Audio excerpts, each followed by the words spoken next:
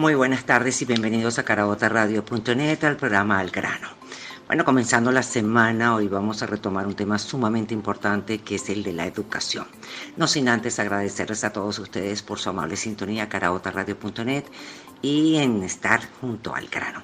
En la dirección siempre nos acompaña Mirla Castellanos, en la producción del grano Jessica Fermín Royer, en los controles Yailina Acevedo y ante los micrófonos quien les habla Yasmín. Pongo una vez más a tu disposición mis redes @Yasmín Royer para Twitter, Instagram y Facebook. De inmediato nos vamos con un buen tema y al regreso venimos con noticias internacionales.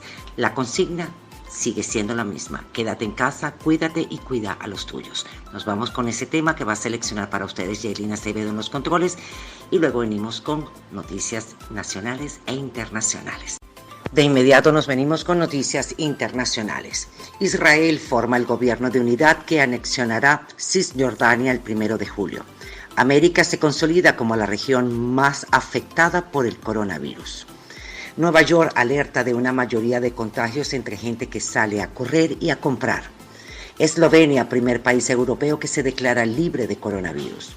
Los expertos advierten a Italia, no es suficiente guardar 1 metro de distancia en lugares cerrados y zonas de riesgo. Obama lamenta la gestión infectada de egoísmo de Donald Trump ante el COVID-19. Nos vamos con un buen tema y al regreso venimos con noticias nacionales. Noticias nacionales. Contagios por COVID-19 en Venezuela ascienden a 541 tras registrarse ayer domingo 37 nuevos casos. En relación al COVID, China no está a salvo de un segundo brote de COVID, advirtió el doctor Sean Nashan, principal asesor médico del gobierno chino. Irán enviará 5 buques con gasolina a Venezuela y advierte a los Estados Unidos con medidas si los obstaculiza. Reportan la fuga de 4 reclusas del anexo femenino de Tocuyito. Fueron captadas por las cámaras huyendo en un Chevy blanco. Zulia amanece con 2 bajones fuertes de luz y explosión de varios transformadores. 4 menores quemados por la explosión de transformador en Machiques fueron trasladados a la unidad de quemados del Hospital Coromoto de Maracaibo. Ahora nos vamos con un buen tema y al regreso venimos con nuestra invitada del día de hoy, con la abogada Wendy Méndez, con quien vamos a conversar en relación a la temática de la educación online que está afectando a los niños de las zonas más desposeídas y en especial de las rurales. Al regreso. A continuación le damos la bienvenida a caraotaradio.net al programa Al Grano. Nuestra invitada del día de hoy es la abogada Wendy Méndez. Hoy retomamos el tema de la educación. Buenas tardes, Wendy. Estamos atravesando momentos muy difíciles que han cambiado la rutina en todas nuestras actividades a consecuencia de la llegada del coronavirus. El sistema educativo se ha visto trastocado y ha dejado marginado a una buena parte de los alumnos por múltiples razones. Podemos mencionar algunas: confinamiento, apagones consecutivos, cero acceso a la tecnología, incapacidad económica de poseer teléfonos inteligentes ni computadoras. Todo esto excluye o discrimina a un alto porcentaje de la población estudiantil, particularmente a colegios públicos y zonas rurales. Legalmente hablando, ¿están protegidos? ¿Cuáles son las instituciones a las que se debe recurrir? Hola Yasmín, muchas gracias por tu invitación a tu programa. Bueno, respecto a la pregunta que me estás realizando, si están legalmente protegidos y cuáles serían esas instituciones, pues la protección en estos casos en materia de niños y adolescentes debe mantenerse de acuerdo a los principios establecidos en la Ley Orgánica de Protección de Niños y Adolescentes. Sin embargo, la ejecución de estos derechos pues se ve un poco retardada al no haber instituciones que tengan un funcionamiento normal.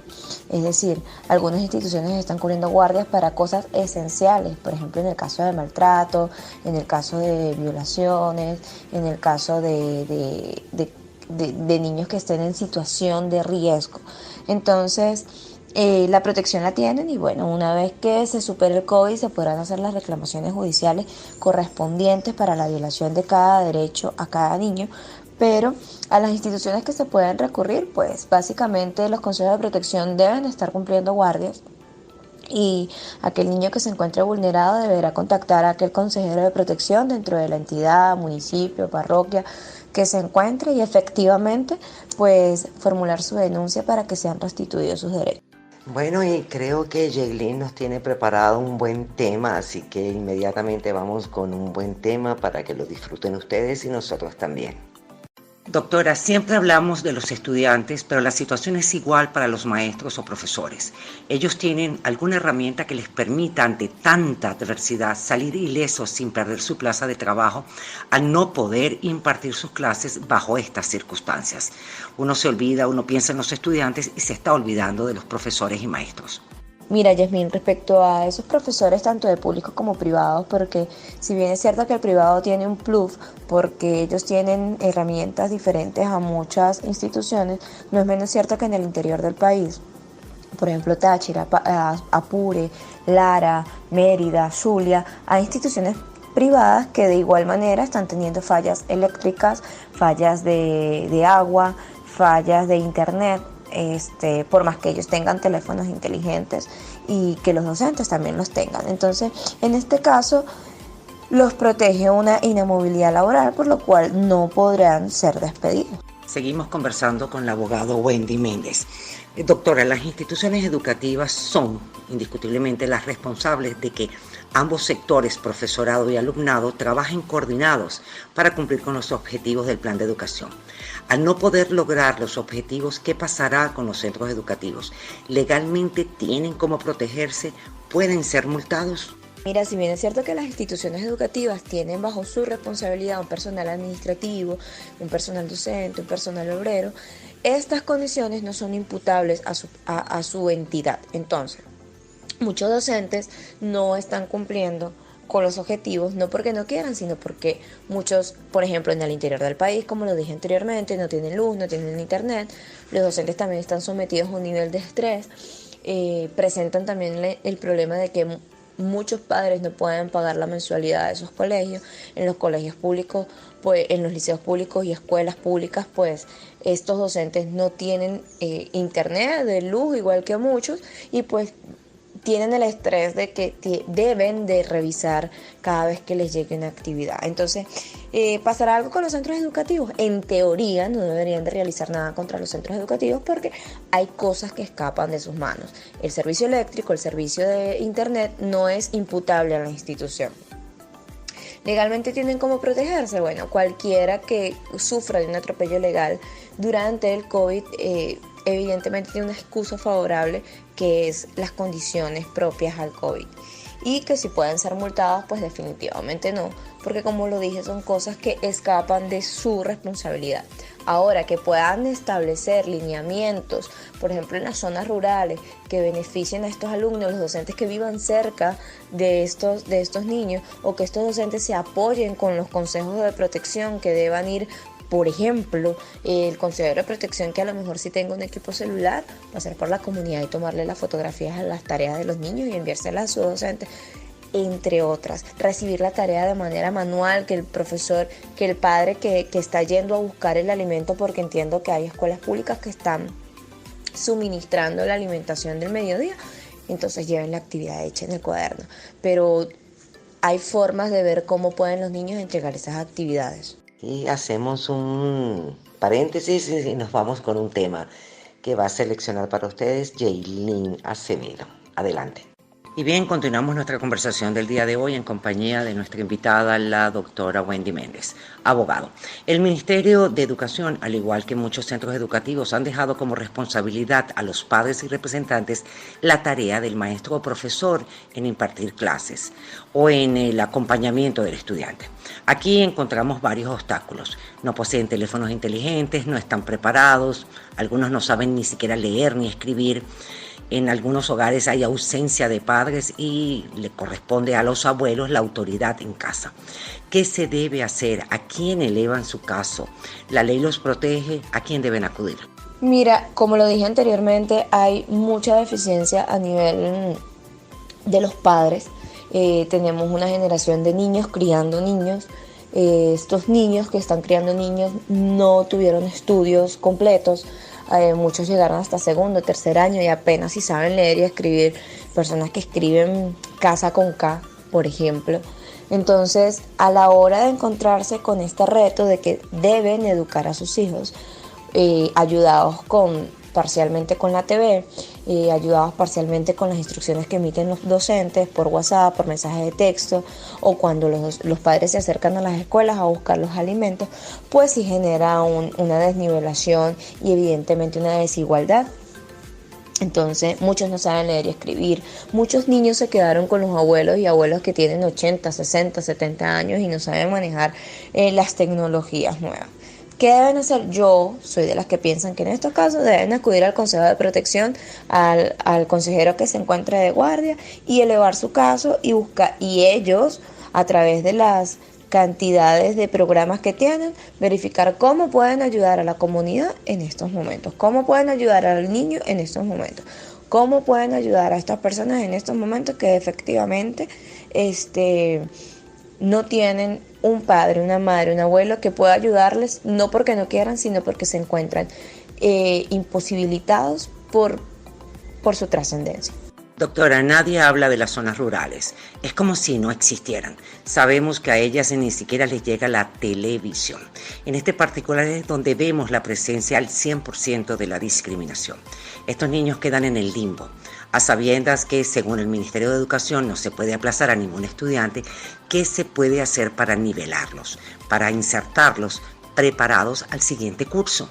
Mira, vuelvo y repito, esto es una situación excepcional, donde la zona educativa con sus directores, sus coordinadores y sus docentes deben de implementar estrategias y herramientas que no teníamos, que no tenemos y que evidentemente hay que desarrollar sobre la marcha. Los consejos de protección son importantísimos en este punto. A través de cada consejero, entiendo que hay municipios donde no tienen consejeros de protección, entonces bueno, hay que buscar formas de alianzas con docentes que a lo mejor vivan en la comunidad, apoyarse de tal manera que estos niños no se encuentren excluidos de una manera tan radical y que efectivamente pueda existir esa colaboración. La solidaridad debe ser algo fundamental, de verdad fundamental en estos momentos, porque los únicos que se ven afectados son los niños. Doctora Wendy Méndez, la educación impartida por televisión ha tenido muchísimas, pero muchísimas críticas por no estar a la altura y no contar con la programación por año y con todas las materias. ¿Se debe hacer algo? ¿Se puede hacer algo, mejor dicho? Mira, la educación impartida por TV, pues fue un instrumento que tuvieron, creyendo que toda la población tenía televisión. El occidente del país se ha visto muy afectado por los apagones que vienen presentando desde más de 5 años, o sea, no desde ahora. Y pues muchos ya se quedaron sin equipo de televisión, otros a la hora que transmiten la actividad no tienen energía eléctrica. Entonces, bueno, ir a los tribunales a interponer un amparo en estos momentos pues tampoco es viable para muchas comunidades que tienen una distancia de hasta de 5 horas para llegar al tribunal. Entonces, repito, esto es un momento de solidaridad donde muchos docentes de cada zona deberían de prestarse para ayudar a aquellos niños más vulnerables. También entendemos que los docentes tienen un nivel de salario muy bajo, y que después de los médicos ellos son los héroes de nuestro país, pues definitivamente están haciendo tripas corazón para no dejar abandonados a los niños. Bueno, y creo que Yailin nos tiene preparado un buen tema, así que inmediatamente vamos con un buen tema para que lo disfruten ustedes y nosotros también.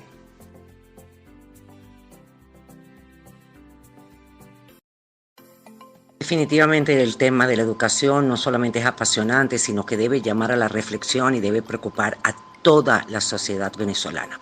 En estos momentos se puede exigir al Ministerio de Educación una nivelación en los meses que antes eran para vacaciones, por ejemplo, julio y agosto y parte de septiembre. ¿Sería preferible repetir el año? ¿Cuáles serían las recomendaciones desde su punto legal en la materia? Mira, dependerá del nivel educativo de cada niño si es conveniente repetir el año o no. Hay niños que presentan un sistema de alimentación muy bajo. Estos niños evidentemente rinden menos en las escuelas. Pero esto, bueno, lo puede decir otro especialista en la materia.